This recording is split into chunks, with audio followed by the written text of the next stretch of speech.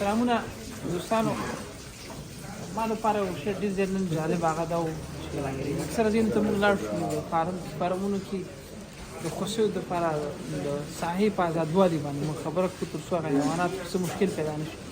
دلته د وزنابرود په سیستم کې د فارم چې دلته موږ راغلي دلته په ډېره لږه ساحه کې ډېرې زیاتې خوسي سره وګوره څلور خوسي تقریبا د 14 میاشتو شاوخوا دي. بیا دا ګروپ وګوره دې کې تقریبا 9 دي که 10 خوسي په دغومره اندازه کې دي د چې ونیسئ نه.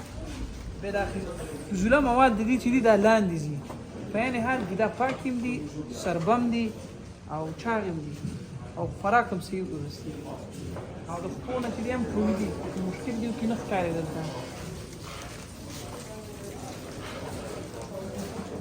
وګوره کوم فضوله مواد چې لاندې ځي د لاندې نه چې دی بیا دا وځي چې بان تهویه د دغه خپل سیستم لري د فضوله موادو د استخراج.